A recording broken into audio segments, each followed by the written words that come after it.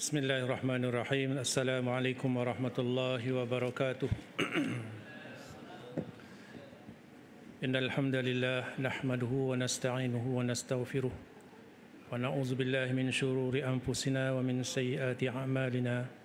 Man yahdihillahu fala mudilla lahu wa man yudlil fala hadiya lahu. Asyhadu an la ilaha illallah wahdahu la syarika lahu wa asyhadu anna Muhammadan abduhu wa rasuluh. Allahumma fassalli wa sallim ala hadzal nabiyil karim sayyidina wa maulana Muhammad sayyidul anbiya'i wal mursalin wa ala alihi wa ashabihi ajma'in. Subhanaka la ilma lana illa ma 'allamtana innaka antal alimul hakim. La haula wa la quwwata illa billahil aliyyil azim. Allahumma rabbi shrah li sadri wa yassir li amri wahlul 'uqdatam min lisani يفقه قولي أما بعد فقال الله تعالى في كتابه العزيز بعد أعوذ بالله من الشيطان الرجيم إن الذين آمنوا وعملوا الصالحات لهم جنات النعيم خالدين فيها وعد الله حقا وهو العزيز الحكيم صدق الله العظيم. Yang saya muliakan Tuan Nazir, barisan imam, Tuan-Tuan Bilal, Tuan-Tuan Siak,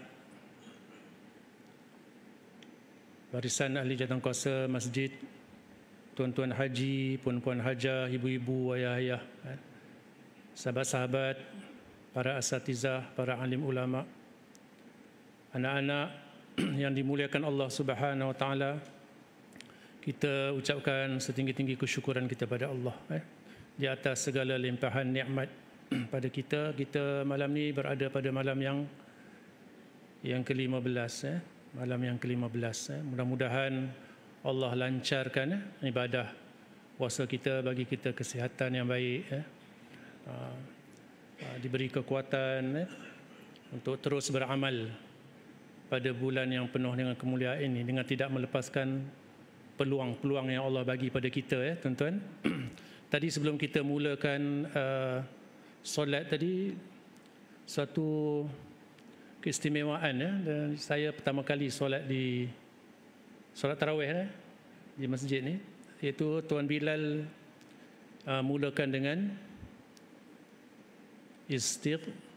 istighfar kan, astaghfirullahalazim. Benda tu biasa tapi zikir tu biasa, tapi ramai di antara kita yang lupa, alpa. Wa ma tuqaddimu li anfusikum min khairin tajiduhu indallah huwa khairan wa a'zama ajra. Dialah Allah yang memberi balasan yang besar yang baik. Fastaghfirullah innallaha ghafurur rahim. Maka beristighfarlah kepada Allah, kerana Allah yang Maha Pengampun lagi Maha Penyayang.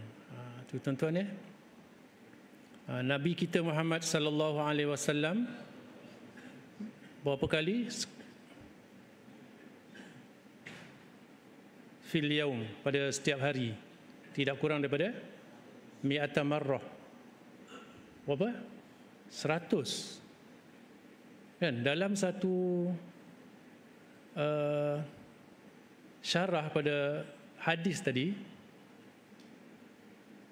dinyatakan, disoal kenapa Nabi sallallahu alaihi wasallam itu beristighfar sedangkan Nabi itu tidak ada dosa kan, terpelihara daripada segala dosa dan perkara-perkara yang menjatuhkan martabat kerasulan dia, tetapi Nabi tetap istighfar.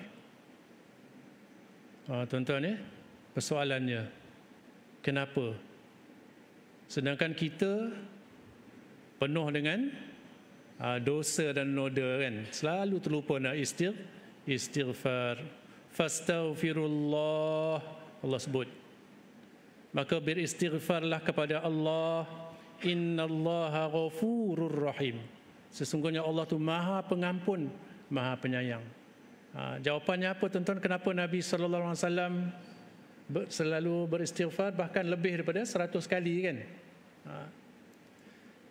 Dalam satu huraian dinyatakan oleh Imam An-Nawawi rahimahullah, dia kata Rasulullah SAW beristighfar untuk umat dia.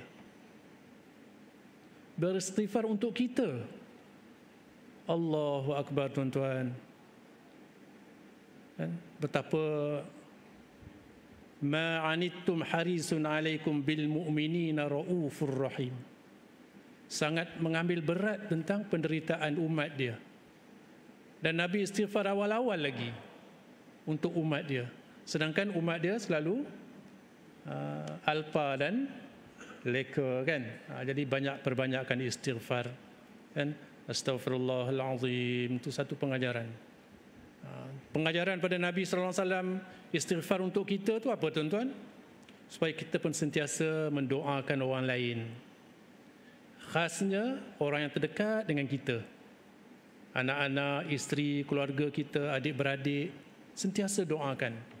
Dan doa yang terbaik ialah doa seseorang kepada saudaranya yang dia tak tahu, Haji, ya. Orang tu tak tahu pun, kita mendoakan dia. Itu yang terbaik, ahsan, yang paling ikhlas, kan. Kadang-kadang kita kata doakanlah untuk saya, okey saya doakan untuk awak, kan. Mana tu dibagi tahu.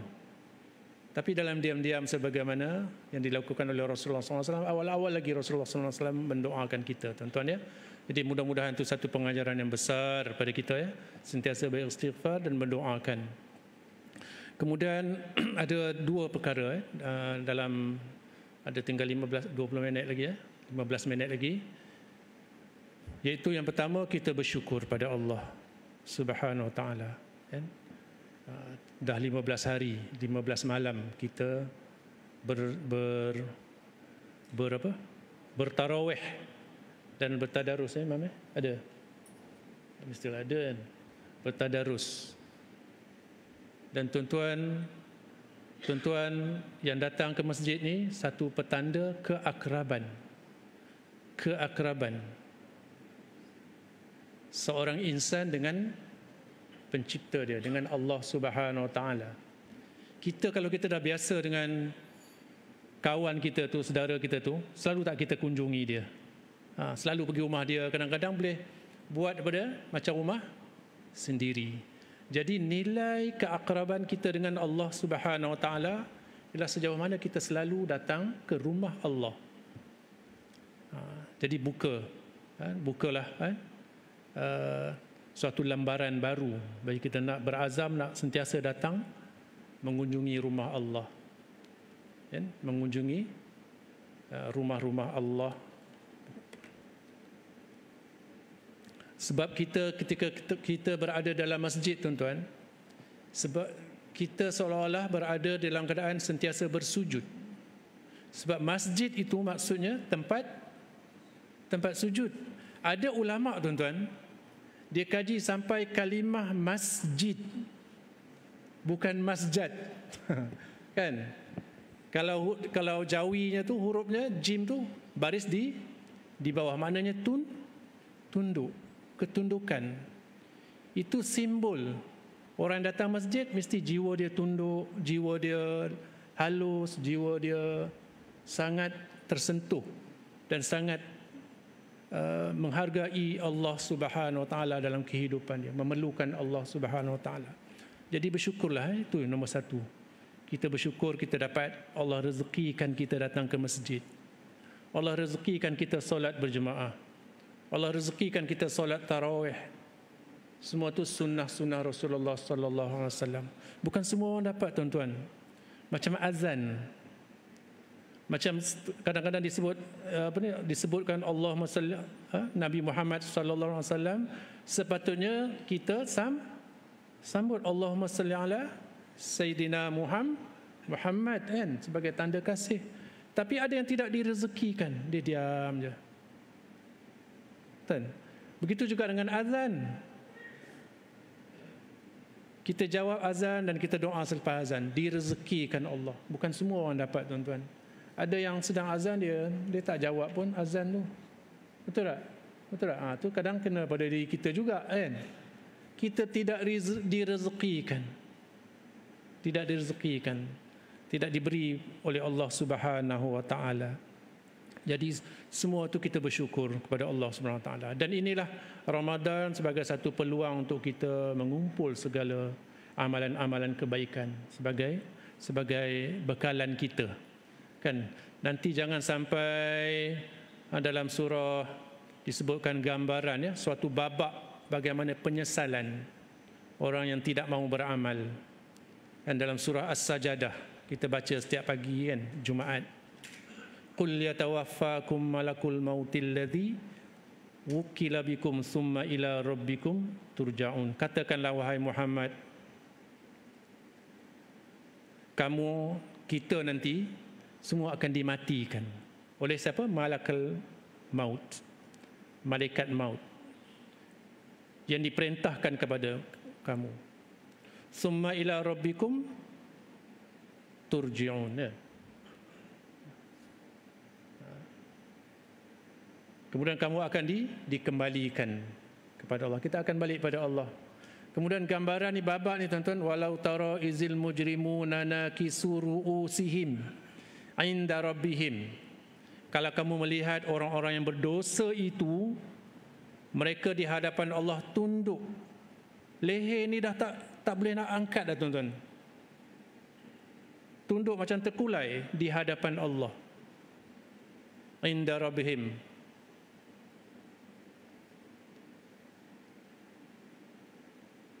Kerana apa? Kerana penyesalan. Qul walau tara izil mujrimuna nakisu ru'usihim 'inda rabbihim Rabbana absarna wa sami'na farji'na na'mal salihan inna muqinun. Ya Allah, Tuhan kami telah melihat dan mendengar, wasami'na farji'na, maka kembalikan kami.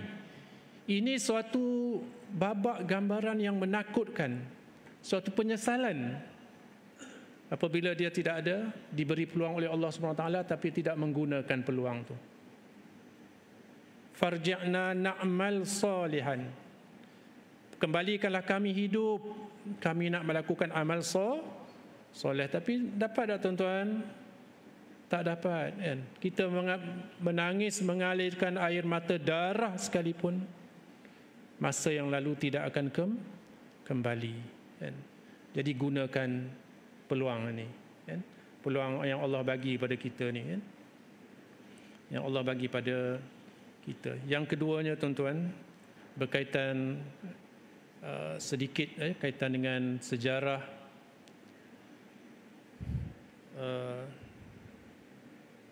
solat tarawih, kan? Pada satu ketika, ya, tuan-tuan, pada bulan Ramadan al-Mubarak, ni zaman Sayyidina Ali karramallahu wajhah,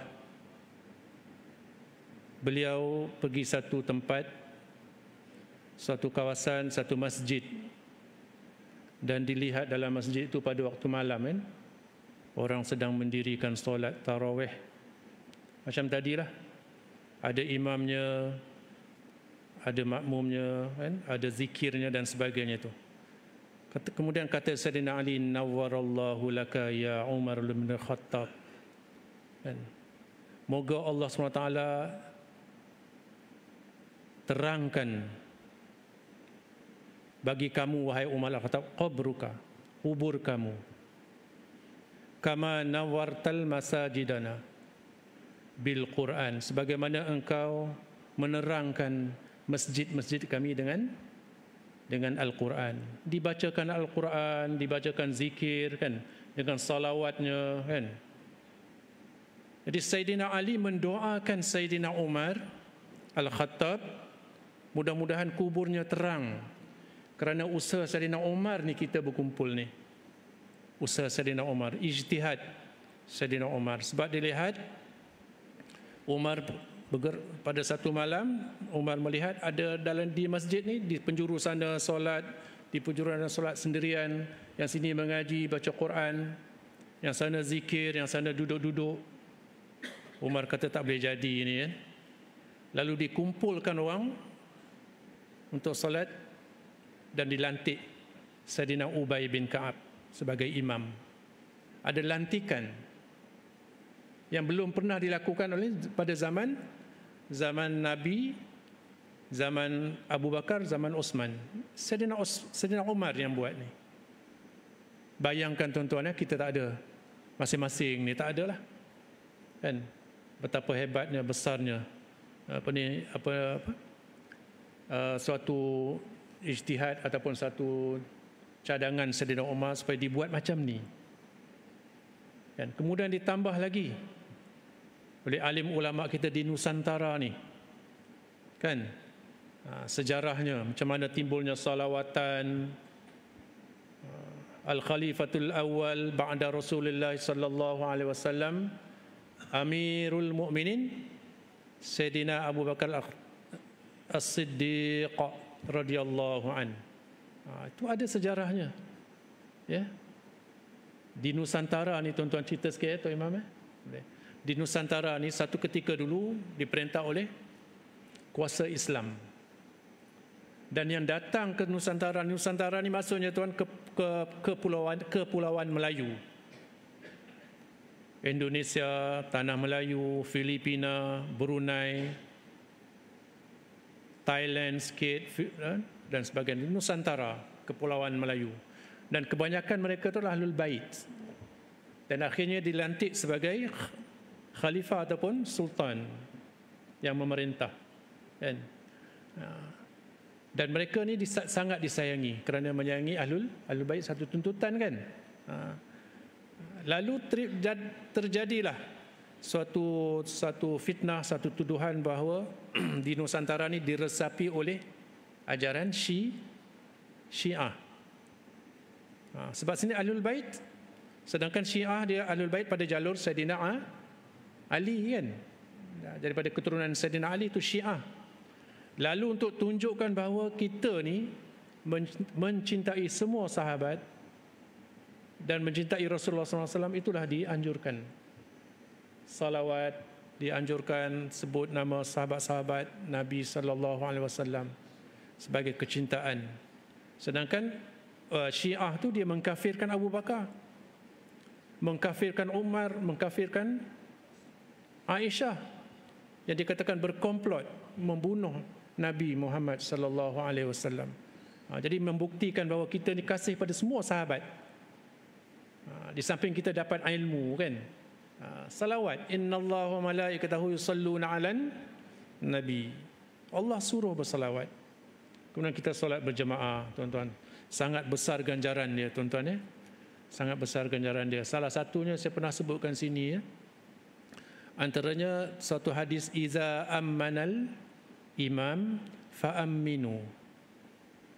Bila imam menyatakan amin, maka hendaklah kamu ikut kata amin. Fa innahu man wafaqa ta'minuhu bi ta'minil malaikah ghufira lahu ma taqaddama min zambi. Bila kita sebut amin tu bertepatan dengan amin para malaikat. Malaikat pun sama tuan-tuan kan? Solat kita tak nampak, bertepatan dengan malaikat, maka dia ampunkan dosa kita yang telah lalu tu. Hebat tuan-tuan kan? Jadi berapa kali kita sebut amin tadi kan? Amin, amin kan? Waladdallin amin. Itu kelebihan kalau kita datang solat berjemaah, tu ganjaran-ganjaran yang sangat besar daripada Allah Subhanahu Wa Taala. Jadi yang ketiga dan yang terakhir tuan-tuan, ada sedikit sebagi memuliakan ayat Al-Quran yang diturunkan pada bulan Ramadan ni. Kita baca satu ayat lah sebagai tadabbur sebagai peringatan kepada kita dalam suratul Nahl. Tadabbur sikit secara ringkas. A'udzubillahi minasyaitonirrajim.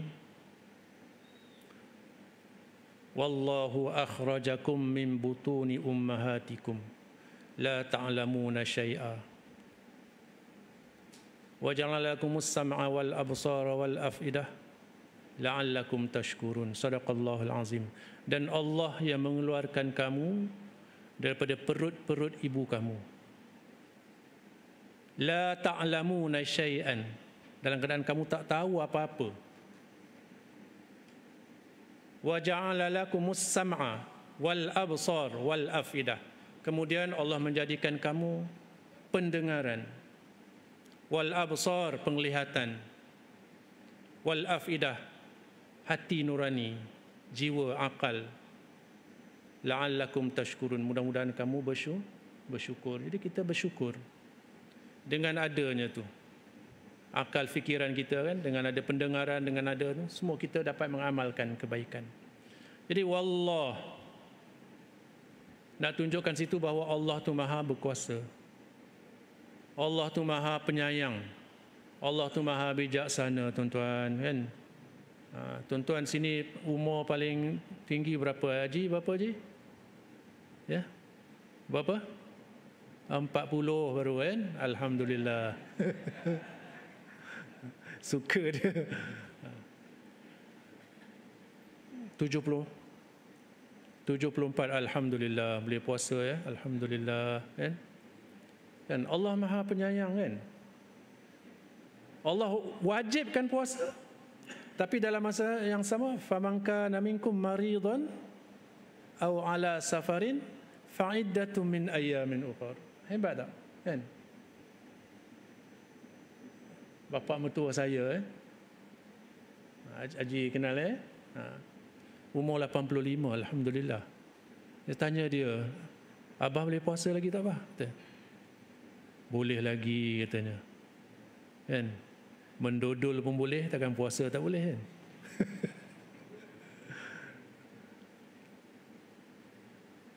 Itu hebat tuan-tuan kan. Allah Subhanahu wa taala, wallahu akhrajakum min butuni ummahatikum, mengeluarkan kamu daripada perut ibu kamu. Ini satu pengajaran yang sangat besar tuan-tuan. Bahawa kita ni satu ketika dulu pernah menumpang duduk dalam rahim ibu kita. Ibu tu adalah kunci syurga. Kunci syurga. Hasan Al-Basri, bila kematian ibu dia menangis sungguh-sungguh tu. Sampai orang tanya, wahai imam, kamu ni imam besar, Imam Hasan Al-Basri, kenapa kamu menangis dalam keadaan ibu kamu telah meninggal dunia? Dia menangis, maknanya menangis sungguh-sungguh tu. Lalu kata Imam Hasan Al-Basri, bukan kerana kematian ibuku sahaja, tapi aku telah kehilangan pintu syurga. Jadi tuan-tuan, sentiasa doakan. Ibu-ibu kita dah tak ada, ayah dah tak ada, buat satu amalan, niatkan untuk mereka kan? Niatkan betul. Kita masuk dalam tabung tu RM10, RM5, RM2, RM3, niat, ini hadiah ni, pahala ni untuk ibu dan ayah kan? InsyaAllah sampai dan kita menjadi anak yang soleh. Wa qur rabbirhamhuma kama rabbayani shaghira. Allah perintahkan tu, katakanlah rabbirhamhuma, wahai Tuanku, kasihanilah mereka berdua, kama rabbayani shaghira. Jadi Allah sebutkan tu, kita tu asalnya talian hayat tu ibu kita tu. Kalau tuan-tuan tak percaya, tengok ada tak pusat, bukan tengok sekarang lah, tunggu balik nanti. Semua kita semua ada pusat tu, talian hayat kita tu. Kita tak boleh nak tolak betapa besarnya kan jasa seorang ibu. So balik nanti berilah penghargaan kepada orang di rumah kita kan, bantu-bantulah masak-masak sikit kan, insya-Allah. Jadi sekadar itu keputusan kita pada malam ini. Tapi ayat itu tak habis tuan-tuan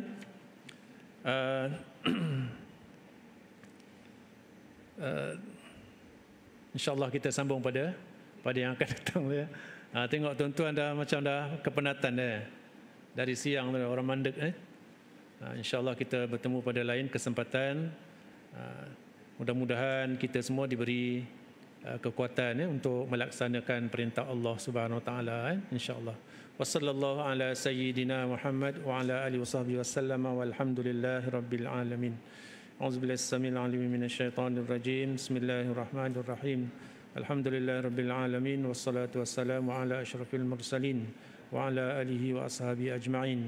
اللهم اغفر لنا ذنوبنا اللهم اغفر لنا ذنوبنا اللهم اغفر لنا ذنوبنا ولوالدينا وارحمهم كما ربونا صغارا ولجميع المسلمين والمسلمات والمؤمنين والمؤمنات برحمتك يا أرحم الراحمين ربنا عليك توكلنا وإليك أنبنا وإليك المصير ربنا آتنا من لدنك رحمة وهيئ لنا من أمرنا رشدا ربنا آتنا في الدنيا حسنة في الآخرة حسنة وقنا عذاب النار وصلى الله على سيدنا محمد وعلى آله وصحبه وسلم والحمد لله رب العالمين السلام عليكم ورحمة الله وبركاته